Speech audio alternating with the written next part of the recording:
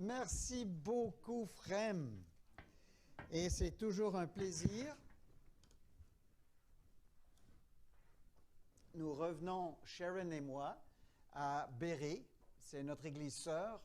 Nous sommes très heureux d'avoir les souvenirs de la collaboration de votre pasteur avec nous pour Ville d'Anjou. Kathleen aussi, on connaît. Et quelle joie de voir votre développement et votre ardeur dans le chant, dans l'école du dimanche, les adultes qui participent tous. Vraiment, Béret est un modèle pour nous. Priez pour nous à Ville d'Anjou. Donc, nous implantons à Ville d'Anjou, sur la rue Yves-Prévost. Nous avons acheté une maison, refait le sous-sol. Votre pasteur est venu nous aider pendant une vacance que Sharon et moi avons pris en Europe pour notre 50e anniversaire de mariage. Et j'ai pu aussi présenter mon livre là-bas à Paris dans un colloque. Il y en aura le 26 le matin, si il y en a qui veulent se déplacer à Rosemont ou bien en ligne pour la présentation de ce nouveau livre. C'était donc un temps béni en Europe où nous avons pu relaxer et en même temps un peu promouvoir le livre. Nous sommes très heureux de ce que le Seigneur nous ait donné ce ministère à Ville d'Anjou. Et quand vous entrez dans la petite salle, vous allez voir sur le mur un verset qu'on aimerait développer ensemble, s'il vous plaît, ce midi. Alors, c'est dans Actes 18, 10. Actes 18, 10, s'il vous plaît.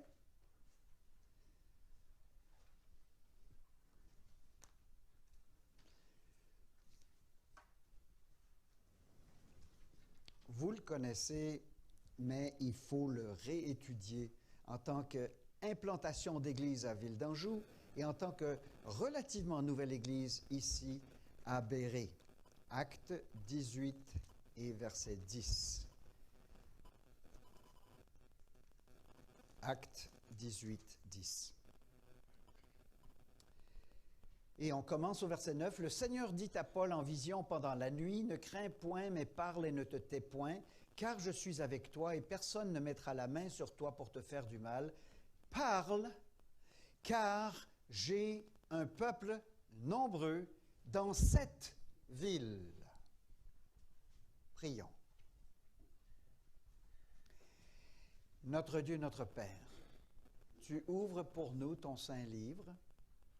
Tu es présent ici de la même façon que tu as visité Abraham et qu'il s'est prosterné devant toi. Tu avais une parole pour lui, que l'année d'après, il porterait un fils, ou du moins Sarah. Ensuite, tu t'es dirigé vers Sodome pour la destruction de cette ville. De la même façon que tu as été présent, Abraham a reçu Abraham a reçu Dieu à sa tente. Nous te recevons ce matin et tu as ces paroles pour nous. Ouvre ce texte pour nous à notre intelligence, à notre volonté, à notre action. Évangile n'en tête, n'en quai, n'en main là, s'il te plaît, Seigneur. Dirige nos pensées au nom de Jésus-Christ. Amen. Et j'aimerais encore prier pour Sœur Micheline et pour Haïti un instant. Seigneur, s'il te plaît, nous pensons à Sœur Micheline, cette hernie discale. Ça nous fait de la peine. Nous avons la douleur aussi avec elle. S'il te plaît, Seigneur, remets-la. Dirige toutes choses avec ta main directrice, ta main guérissante. Oui, atténue la douleur, guéris la douleur, Seigneur. Mets ta main sur ton pays Haïti, s'il te plaît, Seigneur. Tu vois le crime, le désordre. Tu peux donner les solutions, s'il te plaît, Seigneur. Nous crions pour Haïti. Amen, Seigneur, ta solution. Au nom de Jésus-Christ, Amen. Alors, nous avons un texte devant nous qui est sur le mur de notre Église, en tout cas, et je pense qu'il est sur votre cœur aussi. « Parle, car j'ai un peuple nombreux dans cette ville. » Alors, les trois parties de ce verset sont devant nous. Il y a la responsabilité humaine, parle. Il y a l'élection divine, car j'ai un peuple nombreux dans cette ville. Et il y a le lien entre les deux, une petite conjonction de 3 lettres qu'on va regarder ensemble. Premièrement, la responsabilité humaine.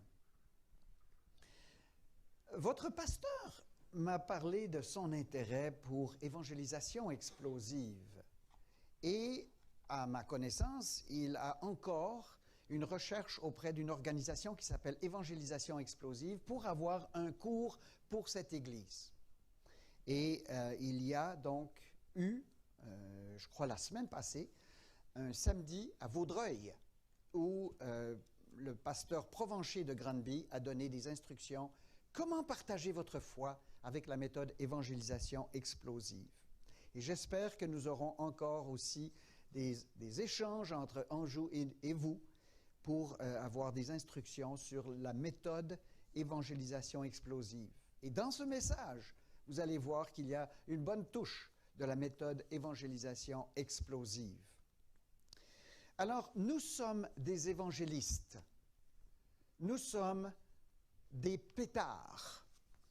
Quand je dis pétard, on prend les lettres du mot pétard et on dit, d'abord, nous sommes P, des pêcheurs d'hommes. Si je dois parler, si c'est ma responsabilité, si c'est ça la première partie qu'on voit ici, parle, eh bien, c'est soutenu par la parole de Dieu qui nous dit, « Suivez-moi et je vous ferai pêcheurs d'hommes. » Nous sommes appelés à aller à la pêche. Un peu comme le fils de Ketli nous a raconté tantôt qu'il a parlé à son ami de classe. Nous sommes tous appelés à parler, à être des pêcheurs d'hommes, d'aller à la pêche, soit avec une canne, soit avec des filets. P, pêcheurs d'hommes. E, nous sommes des évangélistes, puisque Jésus a dit, vous recevrez une puissance, le Saint-Esprit, ça c'est le prochain verset, pardon, dans Acte 5, 42, plutôt, Acte 5, 42, « Et chaque jour, dans le temple et dans les maisons, il ne cessait d'enseigner et d'annoncer la bonne nouvelle. » C'est le mot euangelizomai, et donc d'annoncer une bonne nouvelle. Nous sommes des évangélistes. La bonne nouvelle de Jésus-Christ. Quelle meilleure nouvelle avons-nous que de parler de notre Seigneur Jésus-Christ, qui est présent avec nous, qui est en nous par son Saint-Esprit. Donc, P, pêcheur d'hommes, E, évangéliste. T, nous sommes des témoins. Et c'est Acte 1:8 qui nous dit, « Mais vous recevrez une puissance, le Saint-Esprit survenant sur vous, et vous serez mes témoins. » Ah, nous sommes des ambassadeurs. Oh, c'est de la haute classe, ça. Vous avez des plaques spéciales sur votre voiture et vous êtes avec le gratin de la société dans lequel vous vous associez comme ambassadeur du ciel, des nouveaux cieux et de la nouvelle terre, de la nouvelle Jérusalem, ici dans un monde conflictuel, dans un monde qui ne prend pas facilement notre ministère, mais nous sommes ambassadeurs du grand roi. 2 Corinthiens 5:20, nous faisons donc les fonctions d'ambassadeurs pour Christ comme si Dieu exhortait par nous. R, nous sommes des recruteurs. Un peu comme le frère tantôt avec sa feuille, et puis il voudrait que nous signions, n'est-ce pas? Il recrute. Il veut que plusieurs invitent à la soirée du 26. Nous sommes des recruteurs pour le Seigneur Jésus-Christ, puisque dans Matthieu 28, 19, et vous le connaissez, « Allez, faites de toutes les nations des disciples. » Nous sommes donc des recruteurs pour le Seigneur. Ce n'est pas dit aux pasteurs seuls, ce n'est pas dit aux évangélistes attitrés seuls, mais c'est dit à tout chrétien, « Allez, faites de toutes les nations des disciples. » D, nous sommes des déclencheurs. Puisque l'apôtre Paul dit dans 1 Corinthiens 4,15, « C'est moi qui vous ai engendré par l'Évangile. » C'est un langage fort. L'apôtre Paul se voit comme une sage-femme, en quelque sorte. Et nous pouvons être là quand une personne vient à connaître Jésus-Christ. Nous tirons le filet. Nous sommes les déclencheurs d'une nouvelle naissance. Nous devons apprendre une méthode qui nous amène à parler de l'Évangile et à amener la personne à reconnaître son besoin, à diriger ses regards vers Jésus-Christ et à prendre la décision dans votre présence. Nous sommes des déclencheurs. Pêcheurs d'hommes, évangélistes, témoins, ambassadeurs, recruteurs, déclencheurs. Et le S, nous sommes des semeurs. Le semeur sème la parole. Il ne sème pas ses propres opinions, les nouvelles du jour. Il ne sème pas une philosophie courante. Il sème la parole. Marc 4, 14. Donc, nous avons ces instructions bibliques comme quoi nous devons parler. C'est clair, le Seigneur veut parler par nous. Nous devons être en train de rayonner et de parler autour de nous. Deuxièmement, nous voyons cet aspect de l'élection divine. Si nous avons une responsabilité humaine de parler, néanmoins, le texte nous dit ici, parle, car j'ai un peuple nombreux dans cette ville. Qui a un peuple nombreux dans cette ville? C'est l'Éternel. C'est lui-même qui a choisi chaque personne qui est intéressée à l'Évangile ici aujourd'hui. C'est toi qui t'as choisi. L'élection n'est pas un sujet facile. Parfois, ça soulève les contradictions et les oppositions. Mais regardez les points qui sont sur votre feuille. Tout premièrement, c'est Dieu qui a fait le choix. Oui, le Seigneur a fait ce choix-là. Nous savons cela parce qu'il est dit, Dieu vous a choisi dès le commencement pour le salut. Luc 18, 7. Dieu vous a choisi. Et la contrepartie très claire dans Jean 15, 16, ce n'est pas vous qui m'avez choisi, mais moi je vous ai choisi et je vous ai établi. Jean 15, 16. Oh, ça va contre la chair. Ça, nous n'aimons pas ça. Comment ça, c'est pas moi qui a choisi? Et c'est pour ça qu'il y a toute une branche du christianisme évangélique qui s'appelle arminianisme. Les arminiens pensent que nous avons une part dans notre salut. Nous sommes libres et indéterminés. Il n'y a pas de ficelle. Sinon, nous serions des polichinelles. Mais dans sa mystérieuse sagesse, le Seigneur a décidé qui il veut sauver, mais il les tire et les attire avec des liens humains. Nous sommes presque imperceptiblement attirés vers le Seigneur, soit par la culpabilité, une personne nous parle, des circonstances. Pour chaque homme, chaque femme, c'est différent. Mais il nous tire dans nos circonstances, il nous connaît. Mais c'est lui qui a été la cause de cette élection, de ce choix. 2 Thessaloniciens 2,13, c'est à quoi il vous a appelé. Il vous a appelé par notre évangile. Voyez-vous, il appelle par l'évangile de Paul. Il appelle, j'oublie le nom du fils de Ketli? Sébastien, il appelle par Sébastien. Et comment s'appelle ton ami? Jermel. Jarmen? Jamel. Merci, Jamel. Par l'Évangile, dans la bouche de notre frère, cet autre étudiant a connu un intérêt pour l'Évangile. Il le fait par ta bouche, frère, sœur, mais il le fait par cause divine et spirituelle. Deuxièmement, vous voyez cette phrase, ce choix a été fait avant la fondation du monde. Ça n'a pas été fait quand toi tu as décidé, ça a été fait avant la création que nous voyons autour de nous. Éphésiens 1,4, en lui, Dieu nous a élus avant la fondation du monde. C'est clair, la parole de Dieu est claire. L'élection a été décidée avant même que tu naisses. Toi, tu dis, oui, mais moi, j'ai choisi le Seigneur. Moi, j'avais une faim, une soif. Il n'y a personne qui m'a parlé du Seigneur. J'ai entendu ça souvent. D'une façon ou d'une autre, le Seigneur est allé te chercher dans tes circonstances. Tu as lu quelque chose, tu as entendu. Le Seigneur est allé chercher. Et souvent, le plus souvent, c'est par un parent ou un chrétien qu'on connaît, un ami. Parfois, c'est dans des croisades d'évangélisation. Parfois, c'est à la radio. Le Seigneur a choisi avant la fondation du monde comment il allait t'attirer vers lui. Regardez cette troisième phrase. Dieu a choisi des individus particuliers pour le salut. Il sélectionne un et il délaisse l'autre. Mais ce n'est pas juste. Ce n'est pas fair. Voyons, pourquoi il ne prend pas tout le monde? Pourquoi il n'a pas élu tout le monde? Ça lui appartient. Dans sa sagesse, il a cru que sa gloire serait rehaussée s'il prenait l'un et pas l'autre. J'ai choisi Jacob. J'ai aimé Jacob, j'ai haï Ésaü. Pourquoi, Seigneur? Moi, si j'étais Dieu, je voudrais choisir tout le monde. Mais Dieu, dans sa sagesse, a décidé qu'il allait choisir quelques-uns.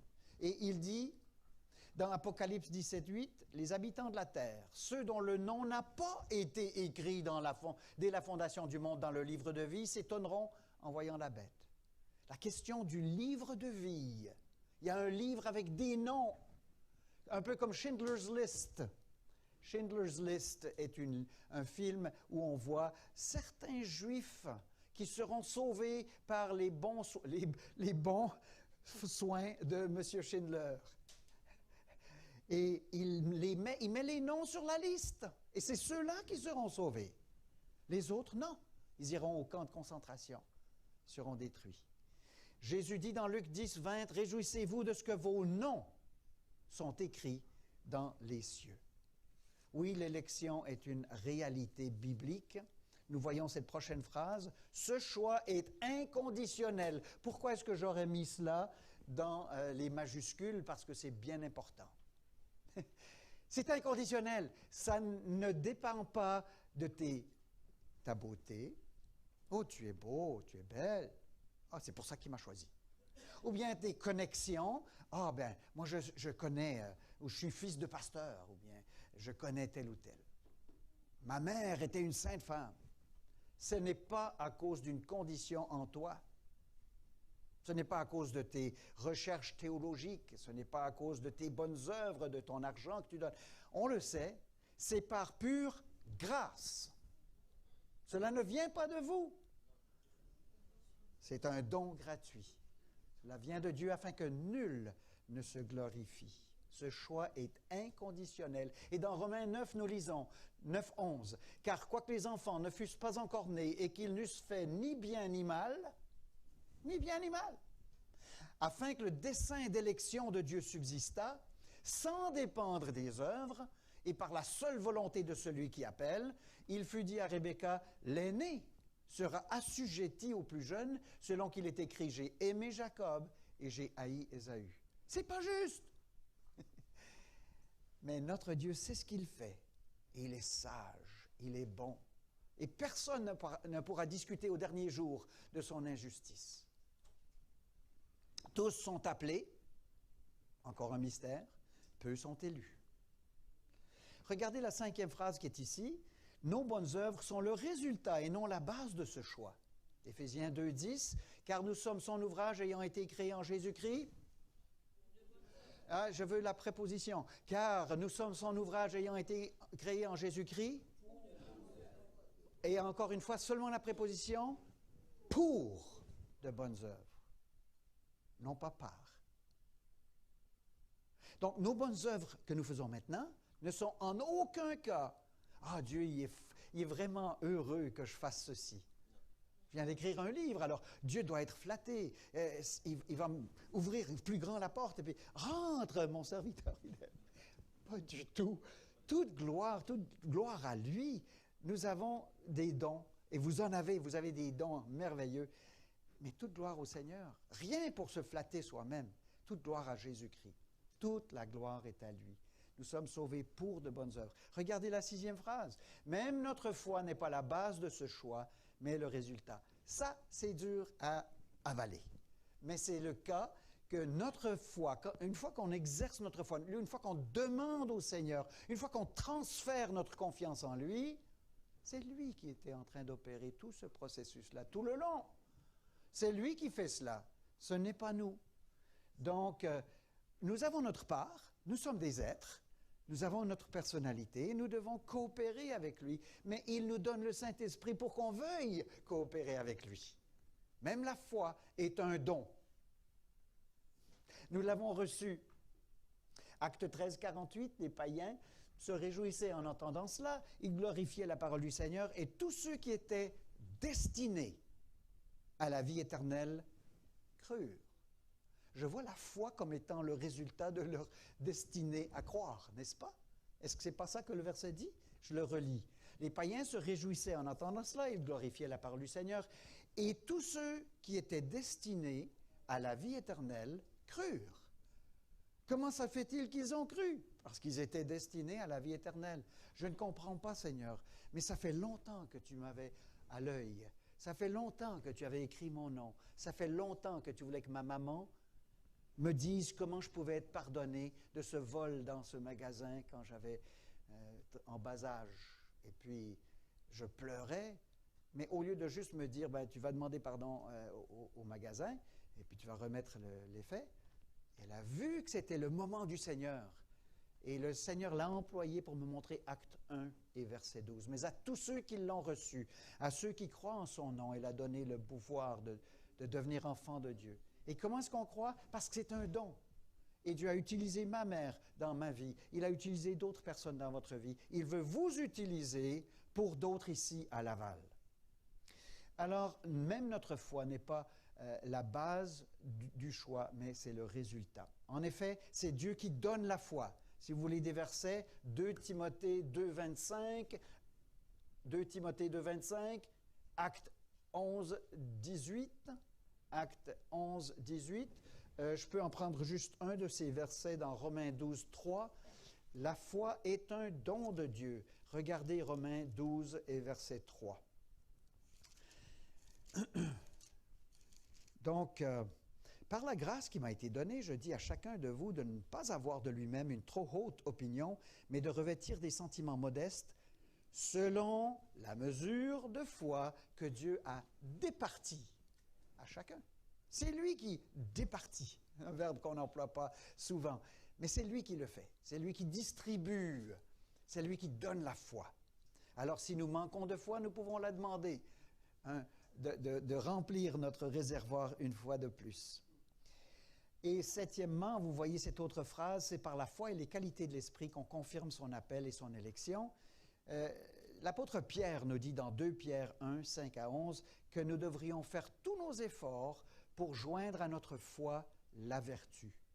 Et ce processus d'ajouter à notre foi la vertu, c'est ce qu'il appelle une confirmation de notre élection. Parce qu'il dit à la fin de ce passage, 2 Pierre 1, 5 à 11, il dit « C'est pourquoi, frères, appliquez-vous d'autant plus à faire ces choses-là en affermissant votre vocation et votre élection. » Nous pouvons confirmer pour nous-mêmes et pour les autres que nous sommes des élus lorsque nous marchons dans ces voies et que nous ajoutons à notre foi la vertu, la patience, la maîtrise de soi. Et voyez cette 8e phrase qui est ici. Nous avons ici « l'élection n'est pas capricieuse ». L'élection n'est pas capricieuse. Des fois, nous pensons, ben, pourquoi il a pris un et pas l'autre? Eh bien, il agit avec sagesse et selon son bon plaisir. Éphésiens 1, 5, il nous a prédestinés dans son amour à être ses enfants d'adoption par Jésus-Christ, selon le bon plaisir de sa volonté.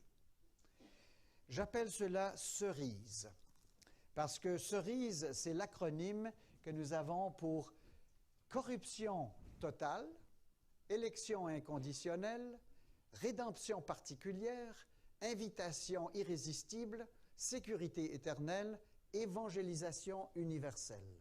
Ça traduit le mot tulip en anglais, qui sont les doctrines de la grâce. Et ce qu'on vient de voir, c'est l'élection. En fin de compte, c'est une des doctrines qui est sortie du travail de Calvin et de Luther, et nous y croyons en tant qu'évangéliques que nous sommes élus. Alors, nous devons parler, c'est tout sur mes épaules. Dieu ne fera pas pour toi ce que tu dois faire. Il veut que tu coopères avec lui pour parler, mais c'est à toi de parler. Et en même temps, tu dois te rappeler, Dieu a un peuple nombreux. Les deux sont liés comment? Nous avons dit qu'il y a une petite conjonction de 3 lettres ici. Parle, car. Parle, car. Ça n'explique pas la chose. Je ne comprends pas mieux l'intersection entre la responsabilité humaine et l'action divine. C'est Dieu seul qui comprend cela. Mais il nous utilise avec en tant qu'agents libres en Christ. Nous sommes libres en Christ, nous n'avons pas une liberté, autonomie personnelle, mais c'est en Christ que nous avons été affranchis du péché. Et il utilise donc l'agence humaine, son Saint-Esprit qui est toujours à l'œuvre. Et c'est lié par car. Parle, car j'ai un peuple nombreux. Donc, ce n'est pas une opposition du tout, c'est une harmonie entre ces deux doctrines. Eh bien, il nous faut tourner la page. Nous avons parlé théologiquement de Acte 18, 10. Maintenant, il nous faut parler pratiquement de Acte 18, 10. Quand il est dit « parle », ça nous pose une question. Qu'est-ce que je dois dire? Et c'est pour ça que beaucoup de gens ne sont pas à l'aise de témoigner parce qu'ils ne savent pas quoi dire. Donc, il s'agit pour nous de pratiquer ce qu'on doit dire. Et ça prend du temps. C'est retourner à la petite école. Et c'est de prendre différentes méthodes. Et une des méthodes, celle de l'évangélisation explosive, est excellente. Je vous la recommande. Il y a deux choses en particulier que je voudrais vous souligner en ce qui concerne « parle ». Dans la méthode évangélisation explosive, ce sont les deux questions que vous connaissez probablement déjà. Et puis, c'est l'Évangile sur le bout des doigts.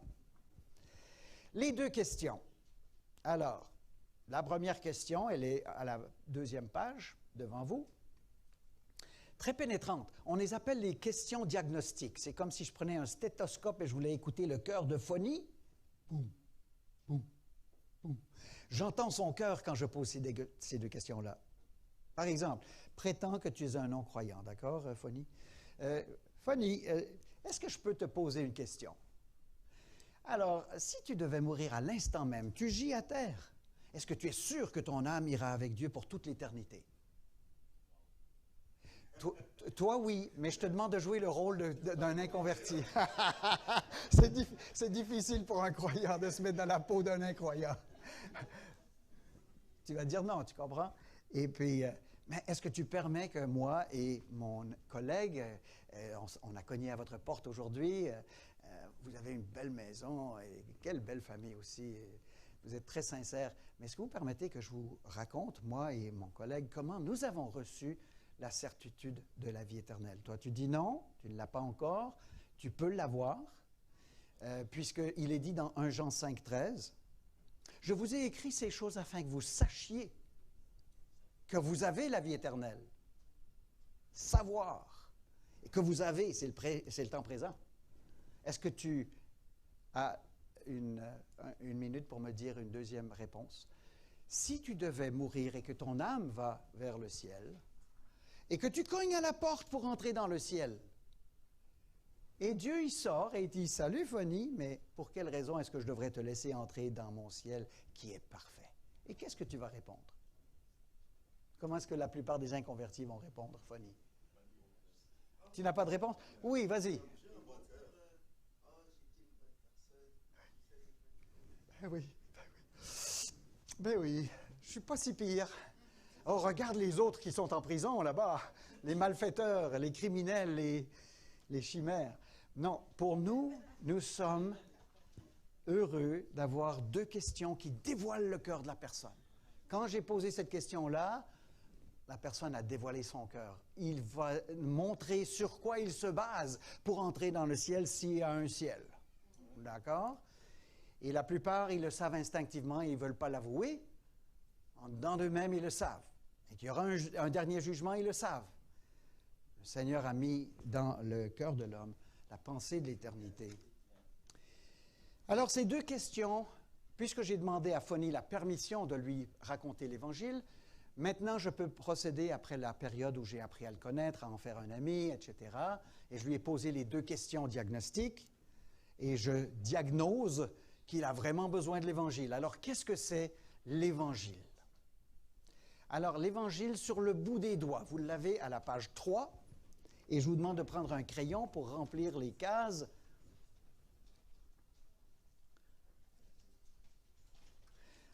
Alors, j'aimerais voir vos pouces, s'il vous plaît. D'abord, le pouce. Est-ce que je peux voir des pouces? Merci.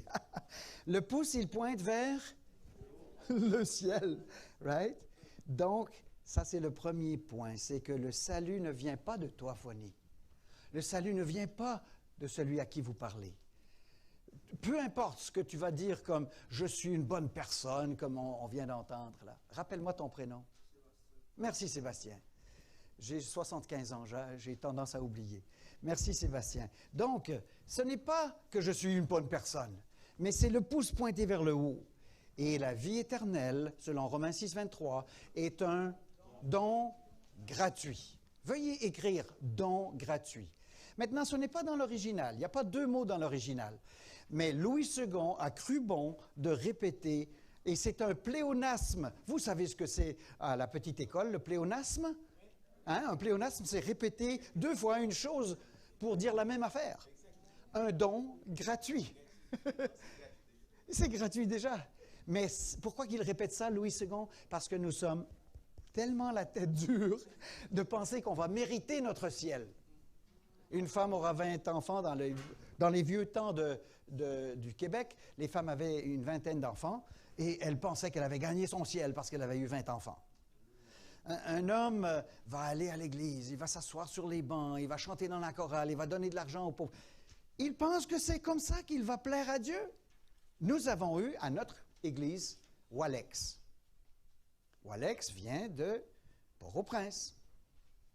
Il était baptisé, bon membre d'église, et il allait à une assemblée à Montréal. Puisqu'il est à Ville-d'Anjou, nous avons cogné à sa porte et nous lui avons parlé de l'Évangile. « Ah, mais c'est correct. Moi, je crois que Jésus-Christ est le Fils de Dieu. Et qu'il faut que je fasse de bonnes œuvres aussi. » Ça, c'est Walex. Avec les deux questions diagnostiques, on a découvert qu'il pense que Jésus-Christ est mort sur la croix pour le sauver, mais qu'il faut aussi qu'il garde la loi, qu'il fasse des choses qui sont plaisantes à Dieu. Ça fait partie de son salut. C'est comme ça qu'on lui a enseigné. Et le jour où il a compris Éphésiens 2, 8 et 9, Romains 6, 23, le salaire du péché, c'est la mort, mais le don gratuit, c'est un don, Walex, c'est seulement un cadeau. Tu ne peux pas associer tes œuvres au salut. C'est pour de bonnes œuvres que nous sommes sauvés, mais dans sa tête, c'était encore part. Comprenez? Alors, 80% de la grâce, ce n'est pas la grâce. Il faut que ça soit un cadeau qui vienne de Dieu. Et il a dû réapprendre le salut. On ne peut, Éphésiens 2, 8 et 9, ni le gagner, ni le mériter. D'accord? Ça, c'est donc le pouce. Vous avez le pouce tout de suite. Romains 6, 23 et Éphésiens 2, 8 et 9. Pas difficile. D'accord? Vous avez le pouce. Deuxième de 5 points, c'est l'index. Alors, l'index est là pour pointer Romains 6, 23, tu es pécheur. La mauvaise nouvelle, Fonny, c'est que tu es pécheur. Pécheur perdu. Pécheur qui n'a aucun espoir. Tu es paumé, tu es perdu dans la forêt. Tu ne t'en sortiras pas. Et moi, j'ai 3 doigts qui pointent vers moi, donc c'est 3 fois pire que toi. Je m'appelle perdu. Mais Dieu ne nous a pas laissés dans cette situation-là. Il a une solution pour nous. On arrive. D'abord, c'est le pouce. Le salut vient d'en haut.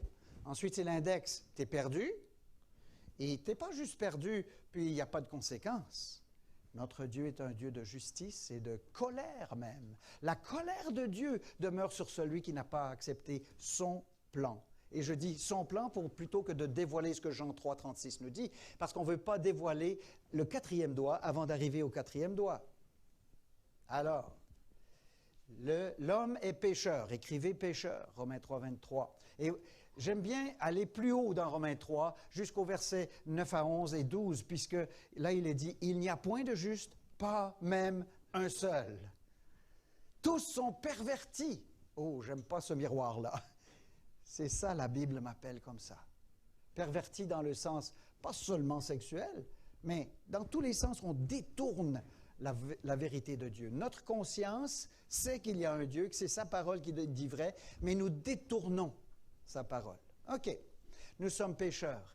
Et Matthieu 5, 48 nous parle d'un barème très, très élevé. Soyez parfaits comme votre Père céleste est parfait.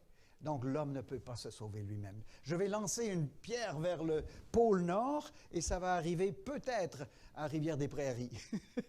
Peut-être, mais rarement. Mais ça n'arrivera jamais au pôle Nord. Parce que pour entrer dans le ciel, il faut absolument être parfait. Et un seul est dans cette description, c'est Jésus-Christ. Donc, le pouce vers le haut, c'est un don gratuit. Personne ne peut le gagner ou le mériter. L'index, c'est que tu es pécheur et tu ne peux pas te sauver toi-même. OK, on progresse vers le 3e doigt, le majeur, le plus grand doigt. Ce qui veut dire qu'à ce moment-là, il y a Dieu qui est visé. Qui est le plus grand dans l'univers? C'est Dieu. Ce troisième doigt va représenter Dieu, Dieu lui-même. On a parlé ce matin à l'école du dimanche concernant les attributs de Dieu. Donnez-moi, Fanny, donne-moi, que tu sois inconverti ou converti, donne-moi 2 attributs que tu aimes de Dieu. Son omniprésence, omniscience. On pourrait continuer longtemps. La plupart des gens vont répondre, il est patient, il est bon. Hein? Quand on leur demande, donne-moi des... Qu'est-ce que tu aimes à Dieu? Il est amour. Il y a des gens qui vont dire, il est amour. 1 Jean 4, 8, il faut savoir ce verset-là. Il est amour. Regardez ici, écrivez amour. Dieu est amour. Et en passant, puisque vous étudiez les attributs de Dieu, ça c'est la seule place, à ma connaissance, où on voit un substantif, un nom propre. Ce n'est pas dit Dieu est aimant, c'est dit Dieu est amour. Alors, il est juste, adjectif. Il est omniprésent, adjectif, etc. Il est saint, adjectif. Il est juste, quelqu'un a essayé de dire qu'il est justice. Je ne crois pas avoir trouvé ça dans ma Bible encore. Peut-être, mais je pense que je vois plein de fois où c'est Dieu est juste, un adjectif. La seule place, à ma connaissance, où on voit un nom propre, c'est dans 1 Jean 4, 8. Dieu est amour. Alors pour moi, c'est le soleil lui-même. Tout le reste, c'est des rayons. Très important, sa justice, sa sainteté, son omniprésence, c'est tous des aspects de sa personne. Mais qui est-il réellement? Quelle est son identité au centre? Il est amour. Il est amour éternel. Il aime toujours, même dans sa justice, même dans sa colère, il aime, il est amour. Dieu est amour, il ne veut pas que nous périssions, 1 Jean 4, 8. Mais, selon Exode 34, 7, il est rempli de compassion pour 1000 générations, mais il ne tient point le coupable pour innocent. Ça veut dire qu'il est J-U-S-T-E, juste. Alors voilà notre énigme. Chers amis, nous avons un doigt majeur qui nous parle de 2 attributs de Dieu. Il est amour, donc il ne veut pas te consigner en enfer, il ne veut pas que tu ailles là. C'est trop affreux. C'est terrible. Tu y perds ta peau, tu y perds ta joie, tu regrettes pendant toute l'éternité que tu ne t'es pas tourné vers Dieu. Je ne comprends pas, mais c'est une réalité et nous devons en parler aussi. On a trop craint de ne pas vouloir rebuter cette génération. On parlait beaucoup de l'enfer dans l'ancien catholicisme et ça, maintenant, les gens ne veulent plus l'entendre. Et nous ne devons pas nous taire. Ça fait partie aussi de la doctrine de notre Seigneur Jésus-Christ qui a parlé beaucoup plus, pas beaucoup plus, mais plus de l'enfer que du ciel. Alors, il y a ici amour, il ne veut pas t'envoyer en enfer, mais il y a justice, il doit t'envoyer en enfer. Sébastien, t'es bon, t'es un bon gars. Mais si tu n'avais pas reçu Jésus-Christ, où est-ce que tu serais allé? Je mérite d'aller là. Et encore une fois, je ne comprends pas. Il y a des gens qui sont bien pires que moi, à mes yeux, et des gens qui sont moins pires que moi. Mais tous, nous devons aller en ce lieu-là. Je vous écoute? Il y a une question, il dit. S'il vous plaît. Oui, vas-y. Ma question, c'est qu'on avait lu un verset qui disait, comme quoi si quelqu'un avait reçu Jésus, qui continuait de pécher, c'est comme si il pouvait dupliquer le sang de Jésus, un truc comme ça. Ouais, c'est dans Hébreux chapitre 10. Wow! OK. I'm going to take a rain check. D'accord? Je connais le verset que tu parles dans Hébreux et on va en parler, mais c'est un petit peu en dehors de notre sujet en ce moment même. Je pense que la réponse facile, c'est celle que Sharon me rappelle tout le temps, c'est les 4 terrains. OK? Les 4 terrains nous instruisent que Jésus-Christ sème la parole dans les cœurs. Le terrain, c'est les cœurs. Il y a des cœurs durs. La semence n'entre même pas. Il y a des cœurs qui reçoivent facilement la semence et ça lève, mais à cause des pierres qui n'ont pas été enlevées, la semence ne prend pas racine. Et la plante, c'est une plante. C'est la bonne semence, c'est une plante qui lève. Je ne sais pas si elle va jusqu'à porter des fruits, mais elle lève. Il y a des feuilles. OK? Puis le soleil vient, et parce que les racines ne sont pas assez profondes, ça fane, ça meurt. Qu'est-ce qui est mort? Est-ce que la personne a perdu son salut? Jamais. Tu ne peux pas perdre ton salut. Mais tu peux perdre ce que tu pensais que tu avais. Tu as reçu, tu es allé dans une église évangélique, tu t'es peut-être même fait baptiser. Mais ce n'est pas ça qui sauve. Le baptême ne sauve personne. Ah, mais il a chanté dans la chorale. Ce n'est pas ça qui sauve. Ah, mais j'ai amené quelqu'un au Seigneur. Ce n'est pas ça qui sauve. Donc, il faut avoir... Moi, j'ai vu dans nos églises des gens qui étaient 10, 20, 15, 20, 25 ans, qui étaient même rendus anciens et qui ont délaissé la foi. S'ils ne retournent pas vers le Seigneur, c'est évident qu'ils avaient fait une comédie pendant toutes ces années-là. Je ne sais pas, je ne comprends pas. Mais toujours est-il que le troisième terrain, c'est un peu pareil, c'est des épines qui, n'est-ce pas, qui étouffent la bonne semence et qui a levé. Et à ce moment-là, il n'y a qu'un seul terrain, c'est celui qui a été préparé par le Saint-Esprit.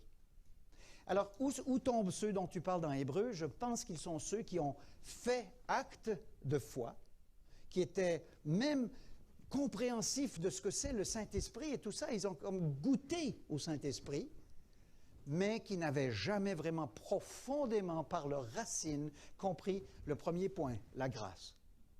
La grâce, c'est le don de Dieu manifesté à la croix du Calvaire. Ce n'est pas une réponse entière, mais ça répond pour l'instant et je dois avancer rapidement pour terminer, puisque nous avons maintenant, après avoir parlé du pouce, l'index, le majeur, il t'aime trop pour t'envoyer en enfer, mais il t'aime assez qu'il est juste et il doit t'envoyer en enfer. Tu ne sais pas parce que tu es fils de pasteur, tu iras là. À moins que, et c'est la bonne nouvelle maintenant, et ce n'est pas une énigme pour lui, son amour et sa justice se rencontrent à une place, son amour et sa justice se rencontrent à la croix. Là, tu vois son amour universel, et là, tu vois sa justice. Parce qu'il aime assez pour pourvoir la solution à ta place. Celui-là qui est l'objet de la colère de Dieu, ce n'est plus toi, c'est maintenant le substitut. Le serviteur souffrant, Jésus-Christ, qui était annoncé dans l'Ancien Testament et accompli dans la Nouvelle Alliance, c'est Christ lui-même qui est la solution. Et ça nous amène à l'annulaire. Ah, ça fait 50 ans que j'aime cette femme. Je l'aime toujours plus qu'aujourd'hui. Le quatrième doigt, plus que le jour que je l'ai mariée. Donc, ce quatrième doigt, c'est pour la bague, c'est l'anneau. Ça nous parle de l'alliance que Jésus-Christ veut faire avec le pauvre pécheur qu'il ne mérite pas. Il veut faire un contrat, un pacte, une alliance. Et ça s'est exécuté à la croix du Calvaire. Alors, par qui? Par celui qui est marqué, Jésus-Christ est, selon Jean 1.1 et Jean 1.14, Dieu, homme. Jean 1.1, au commencement était la parole et la parole était avec Dieu et la parole était Dieu. Jesus is God himself. Il marche sur planète Terre. Jésus a marché devant Abraham. Ils étaient 3 visiteurs. Jésus est venu comme un homme, comme vous et moi, mais il a eu des apparitions préincarnées. Et donc, il était là. Il est avec nous ce matin. Le Seigneur Jésus, nous l'avons accueilli. Il est là. Il est le Dieu qui est né à Bethléem comme homme. Il est le seul qui a ces deux natures-là. Nous ne serons jamais Dieu. Nous avons une partie de la nature déléguée de Dieu, mais nous ne serons jamais Dieu. Nous sommes toujours des hommes sauvés et adoptés dans la famille de Dieu. Tandis que Christ lui-même, il est parfaitement Dieu 100% et il est parfaitement homme 100%. Il était le seul qui pouvait acquérir notre salut. Alors, il est mort sur la croix pour payer, marqué payer, pour payer la dette de nos péchés. Et ça, c'est Ésaïe 53.6. Nous étions tous errants comme des brebis, chacun suivait sa propre voie, et l'Éternel a fait retomber sur lui l'iniquité de nous tous. Ça, c'est l'Évangile. C'est la gratuité de l'Évangile. C'est la substitution. C'est le cadeau, le meilleur cadeau. Alors, il n'est pas seulement mort sur la croix, mais il est ressuscité, marqué ressuscité, et il est allé nous préparer une place au ciel. Jusqu'à date, on a la grâce, on a l'homme, on a Dieu et on a Christ. Il manque un seul point, c'est la foi. Alors, le dernier point, c'est le petit doigt. Et vous savez comme moi que le petit doigt, il est souvent le plus faible. Il peut faire mal. L'arthrite se loge dans les articulations.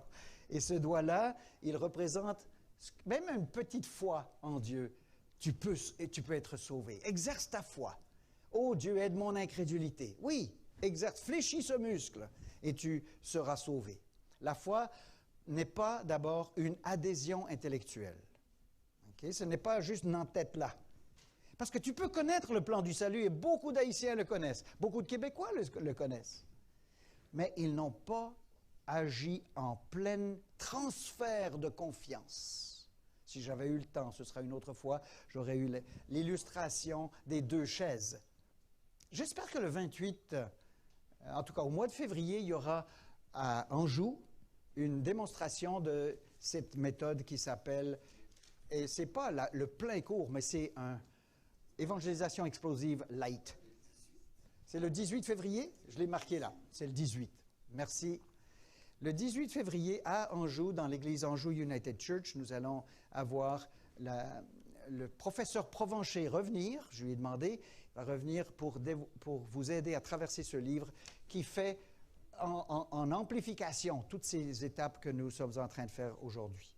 Alors, il y a une méthode pour parler. Nous devons parler. Oui, si j'avais eu le temps de le faire avec la chaise, j'aurais mis sur une des 2 chaises que le batteur n'a pas utilisées, cet écriteau que je mets en arrière d'une première chaise et dans laquelle je m'assois, et puis cet écriteau sur l'autre chaise, et je dis, maintenant je suis assis dans la chaise de la perdition parce que j'ai confiance en moi. Et puis ensuite, je mets ma carte d'assurance maladie sur la chaise. Et je dis, si j'ai confiance en Dieu pour ma santé, est-ce qu'il va m'aider? Probablement. Il est bon envers les bons et les méchants. Mais ça, c'est une foi temporelle. La foi intellectuelle ne sauve pas, la foi temporelle ne sauve pas. Si je mets ma carte Interac sur la chaise de Jésus, est-ce que je suis sauvé? Non. J'ai eu confiance en lui pour mes finances. J'ai une fin de mois qui est difficile. Une facture. Oh Seigneur, s'il te plaît, aide-moi. Puis il y a un riche Américain qui m'envoie un chèque et puis Dieu me délivre. Mais ce n'est pas le salut. Ou bien Buntritan qui vient du Cambodge. Et dans les années 70, il a pu s'évader du Cambodge pour aller dans un camp de Thaïlande. Il y avait des Canadiens qui avaient un camp là, des missionnaires qui parlaient dans le camp canadien. Et puis il a pu être dans un bateau plutôt un avion, je crois, pour venir au Canada. Et quand il est venu, on l'a rencontré, il était P9 et Montréal-Nord, là. Il pensait qu'il était sauvé, parce qu'il a été sauvé du camp de Thaïlande pour venir au Canada. Mais ça, c'est la foi temporelle. Il pensait que Dieu l'avait sauvé, mais il avait confiance en Dieu pour un voyage. D'autres ont eu confiance en Dieu, puis vous voyez des béquilles sur le Mont-Royal, là, des gens qui ont été sauvés d'une maladie quelconque. Il y a des gens qui ont une foi temporelle, foi éducative. « Oh Seigneur, aide-moi avec mon examen, je n'ai pas assez étudié pour demain. » Mais ce n'est pas ça le salut. Le salut, c'est le transfert. Alors là, je me lève d'une chaise et je vais m'asseoir sur l'autre chaise. Comprenez? Donc, il y a des illustrations que vous pouvez utiliser pour montrer que la foi, c'est plus que simplement penser « j'ai toujours grandi là-dedans ».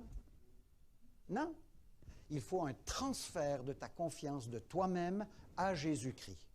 Et ainsi, tu seras sauvé. Crois au Seigneur Jésus, ça veut dire reçois-le. C'est ça que Acte 16, 31 nous dit.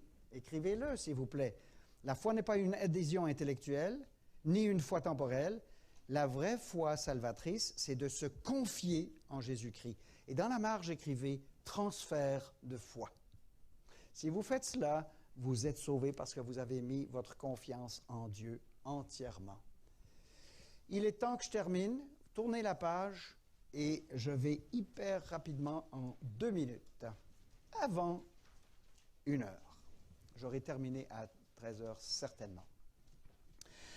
Nous avons vu théologiquement comment ce verset magnifique dans Acte 18 nous impacte. C'est qu'il y a parle, ça veut dire la responsabilité humaine. Il y a l'élection divine et c'est lié par le mot « car ». Quand on parle de parler, on a vu comment on peut s'y prendre. On pose 2 questions, diagnostic, et ensuite on partage les 5 points de l'Évangile. Il y a le pouce vers le haut, c'est le don gratuit de Dieu.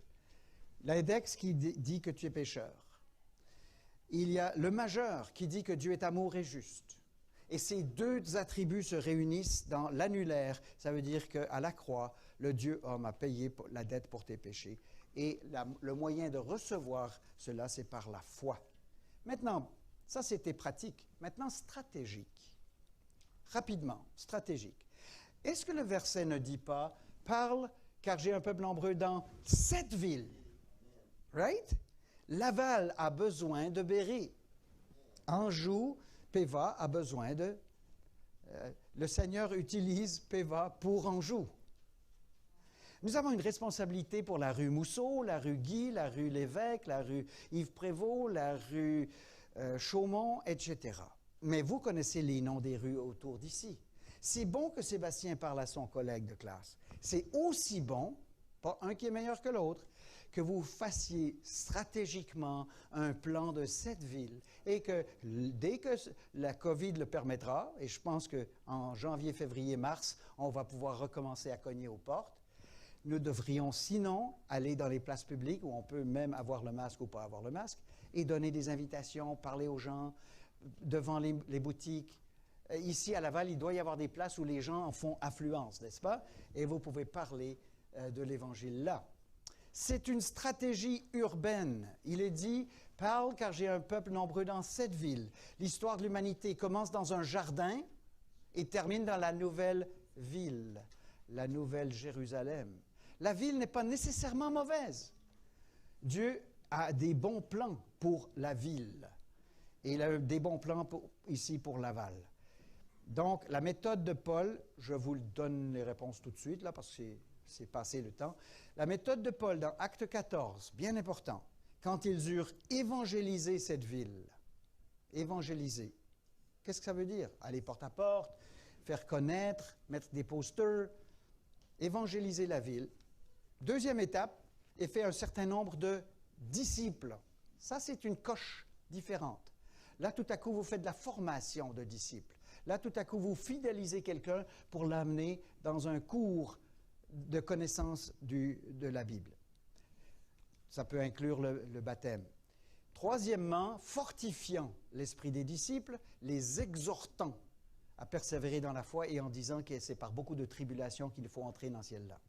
Ça veut dire qu'il y a ici 3 étapes. Évangéliser, faire un disciple, fortifier les disciples, et la 4e étape, ils firent nommer des anciens dans chaque église. Les 2 dernières photos qui sont à la page 4 de votre bulletin, la première photo, c'est arrivé 2 fois, il y avait une vingtaine de gens, et la deuxième photo vous montre 10 de ces 26 personnes qui ont pu marcher à l'église, à pied. Ça veut dire qu'à Anjou, nous voudrions avoir une église qui est régionale si Dieu le veut, mais locale aussi. Donc, autour de ce bâtiment, ici, à Béry, dans les rues environnantes, faites courir l'Évangile dans les maisons, dans les cœurs. Avec cela, nous terminons par un mot de prière, s'il vous plaît. Notre Dieu, notre Père, grand merci pour ta grâce envers des pécheurs comme nous, et merci de nous utiliser comme tes ambassadeurs. Fais-le ici à Béry, fais-le à Anjou, et que toute la gloire te revienne sincèrement et entièrement pour toute l'éternité, et à ton Fils, Jésus-Christ, par lequel nous t'avons prié, Papa. Amen.